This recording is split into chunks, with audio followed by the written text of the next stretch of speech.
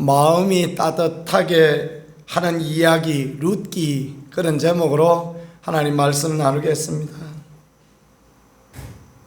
말은 안 하였지만 사사기를 읽는 내내 참 힘들었습니다.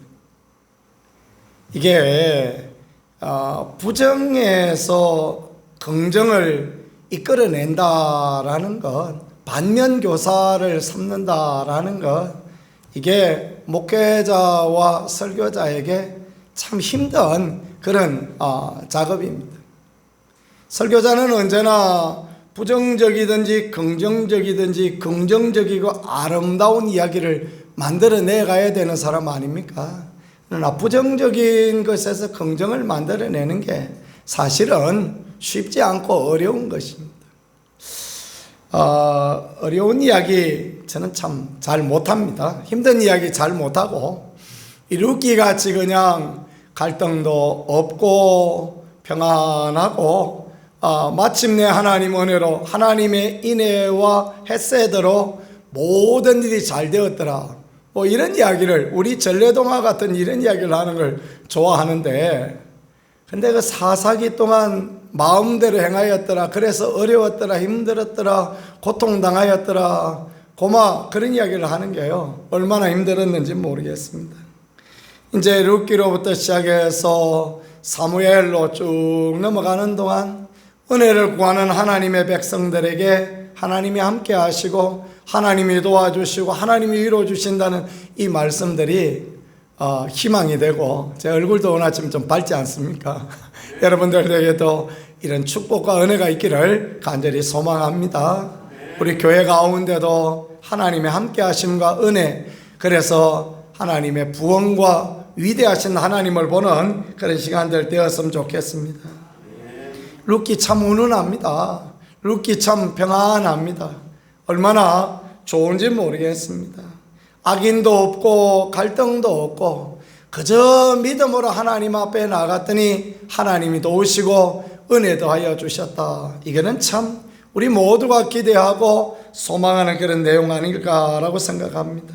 첫 번째 생각해 볼 것이, 사사들이 치리하던 때에 그 땅에 흉년이 드니라, 그렇게 말씀했죠. 사사들이 치리하던 때에, 그때는 어떤 때였습니까? 사사기 말기에 말씀하신 것처럼 사람마다 자기 행위에 좋게, 자기 마음에 좋게 행하던 때, 그래서 흉년이 들었다라는 것을 가르쳐 주는 것입니다. 흉년은 하나님의 뜻 가운데, 하나님의 계획 가운데 그렇게 있었던 것입니다. 그런데 그때 사람들이 잘못된 결정을 하는데, 유다 베들레헴에 한 사람이 그의 아내와 두 아들을 데리고 모압 지방에 가서 거류하였다 그랬습니다. 유다 베들레헴이라는 말은 떡집이다, 그 말이죠. 그러니까 생명의 떡 대신 예수 그리스도께서 오신 곳이 베들레헴 아닙니까? 떡집, 그 떡집에 떡이 없었으니, 생명의 말씀이 없고 하나님의 은혜가 머물러 있지 않으니 왜 그랬겠습니까? 사사 때 자기 마음대로 좋을 때 행하였으니까 그렇죠. 그러니 사람들이 어디로 갔습니까? 모압 지방으로 내려갔습니다. 그 사람의 이름은 엘리멜렉이요 그렇습니다. 엘리는 하나님을 이야기하는 것이요, 멜렉은 왕이다, 그 말입니다. 하나님이 왕이시다, 왕은 하나님이시다. 히브리어는 뒤에부터 해석을 하니까요, 왕은 하나님이시다, 나의 왕은 하나님이시다. 그 아내의 이름은 나오미요, 아내의 이름은 기쁨입니다. 그런데 이 하나님을 왕으로 삼고 기쁨으로 살던 이 가정에 자녀들이 태어났는데, 말론과 기론이니 그랬어요. 이 말론이란 말은 병약하다라는 그런 뜻이고, 기론은 쇠약하다. 이것은 이 이름들은 결국은 그 시대상을 보여주고 있는 것입니다. 하나님이 왕이신데, 사사기에 하나님이 왕이신데 하나님의 왕이 되지 못하니, 나오미는 기쁨인데 기쁨을 잊어버리니 어때요? 흉년이 되어지고, 그 자녀들은 말론과 기론이 되어지고, 참 얼마나 안타깝습니까? 그래서 견디다 못하여 모압 지방에 내려갔는데 거기 피하였는데 그곳에 가보니까 더 나아졌는가? 형편 좀 나아졌는가? 아닙니다. 거기 가서 모압 여자들을 맞이하여서 아내들을 맞이했는데 그랬는데 아들들이 거기서 10년 지나면서 아들들이 죽었다, 그런 말씀을 하고 있지 않습니까? 남편도 돌아가시고 아들들도 죽고 이런 문제가 생겼다라는 것입니다. 그러니까 전통적으로 이스라엘은 10대 초반에 결혼을 합니다. 10년 지나고 난 뒤에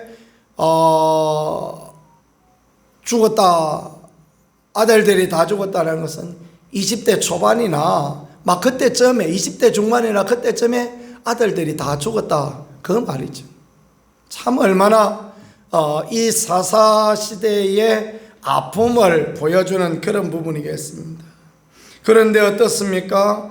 여호와께서 자기 백성을 돌보시사 그들에게 양식을 주셨다함을 듣고 두 며느리와 함께 일어나 모압 지방에서 돌아오려 하였다.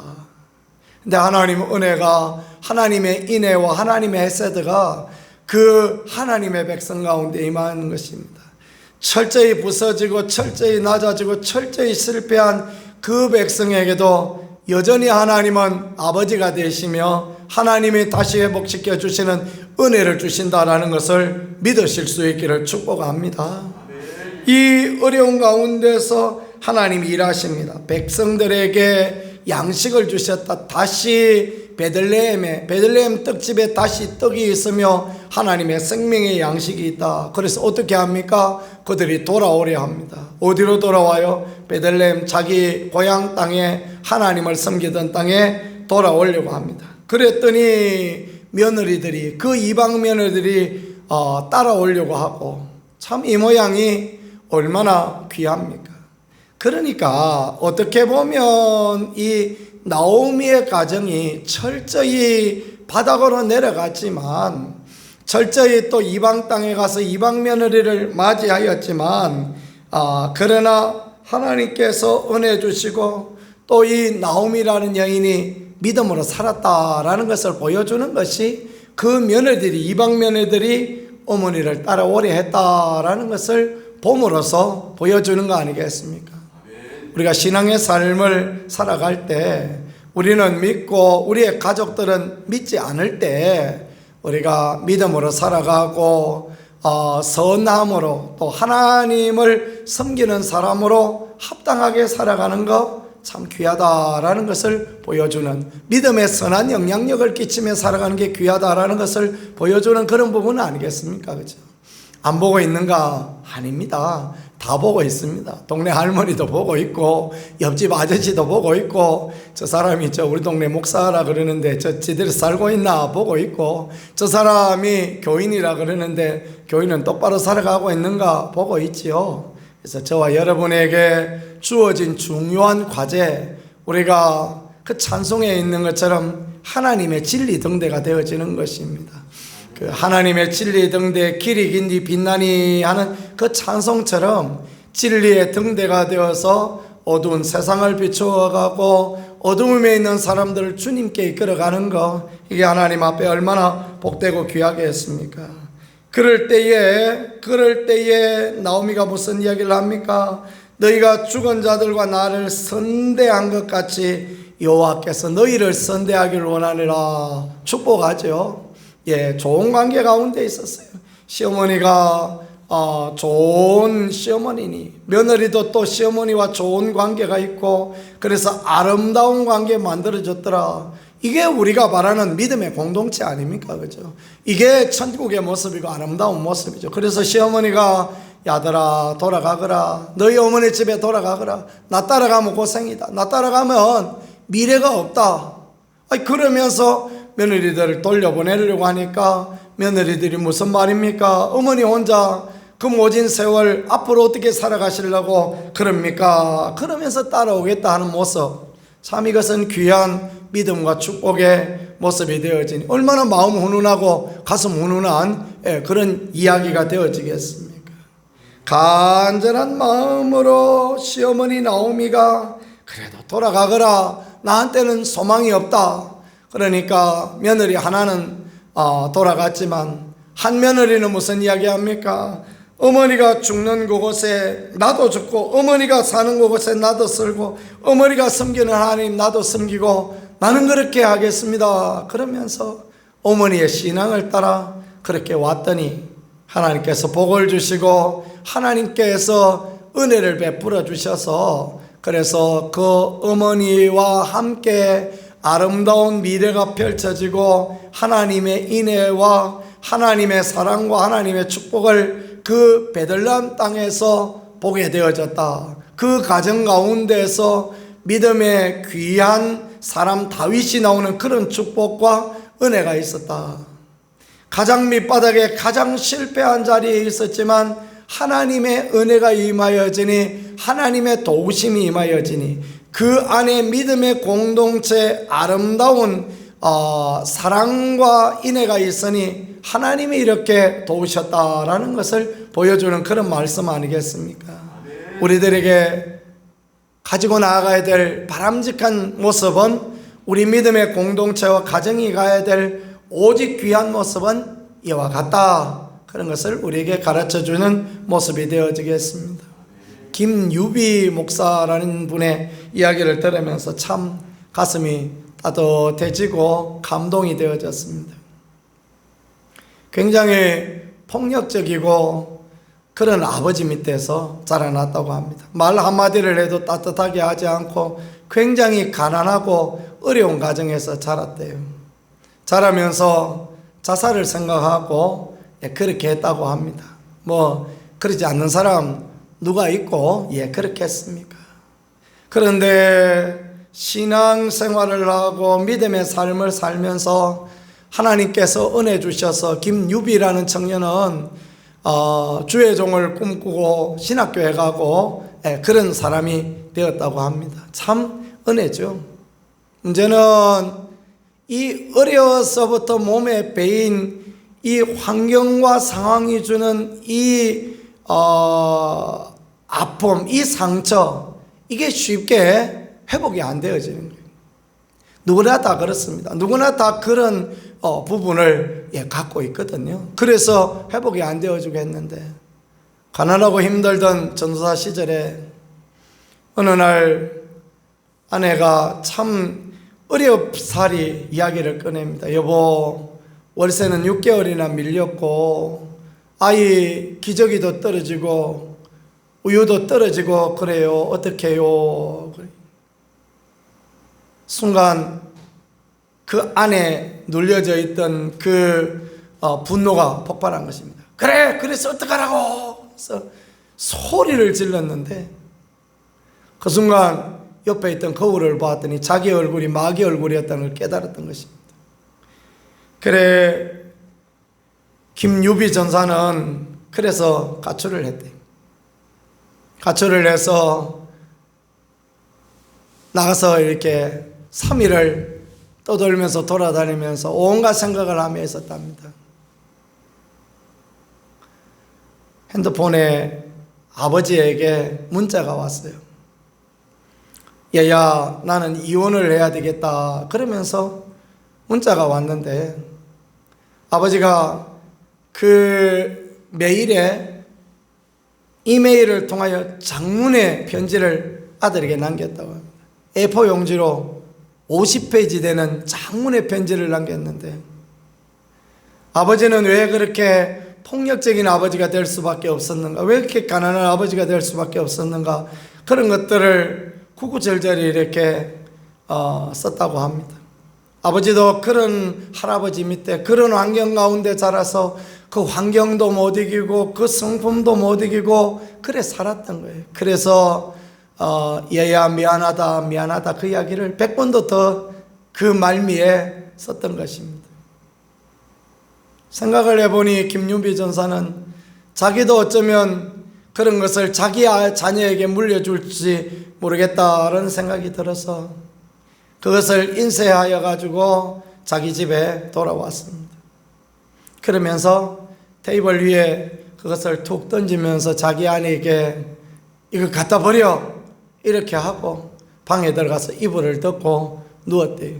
그러면서 하나님 앞에 기도합니다. 하나님, 제발 저거 좀 읽게 해주세요. 저거 좀 읽게 해주세요. 아내가 그 50여장 장문의 아버지의 메일을 읽기 시작합니다. 흐느끼기 시작하더니 대성통곡을 하고 아내가 막 울어요. 그리고 와서는 남편을 깨어나주면서 하는 이야기가, 여보, 죽지 않고 살아와서 고마워요 하면서 다독거려주는 거예요. 남편이 밤새 아내 품에 안겨서 웁니다. 그리고 용기를 얻어요.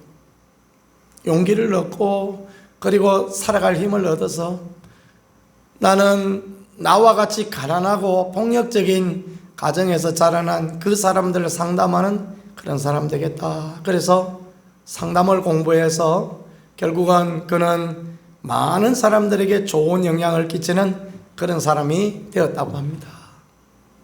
우리에게 필요한 것은 무엇이겠습니까?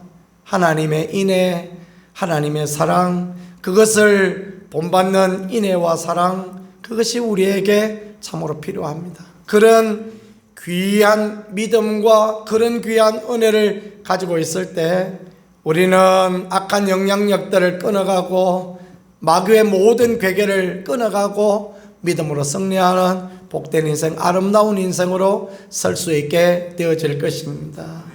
저와 여러분, 우리 모든 믿음의 공동체가 주를 기쁘시게 하고 하나님의 마음을 닮아서, 주님 닮아서 이 사사기 때에도 은혜 베풀어 주시는 베들레헴을 다시 회복시켜 주시고 나오미의 가정을 다시 회복시켜 주시는 하나님과 하나님의 사랑과 은혜를 늘 세상 가운데 나눌 수 있는 그런 귀한 믿음의 사람, 축복의 사람으로 살아갈 수 있기를 우리 구세주 예수 그리스도 이름으로 간절히 축복합니다. 하겠습니다. 하나님, 우리 아버지 고맙습니다. 우리는 이렇게 약하고 부족한 심령들일 뿐입니다. 우리는 고난당할 때, 어려움 당할 때 저 외국으로 도망가던 그런 어리석은 심령입니다. 불쌍히 여겨주시고 인도하여 주셔서 복음의 소리, 하나님의 말씀, 하나님의 인애와 사랑을 늘 보고 듣고 배울 수 있게 도와주시고 다시 회복되어 하나님의 교회를, 하나님의 성도를, 하나님의 가정을 회복시키는 우리가 되어질 수 있게 은혜로 인도하여 주옵소서. 거룩하신 주님이, 은혜로우신 우리 하나님이 늘 지켜주시고 보호하여 주시기를 원합니다. 예수님 귀하신 이름으로 기도드렸습니다. 아멘.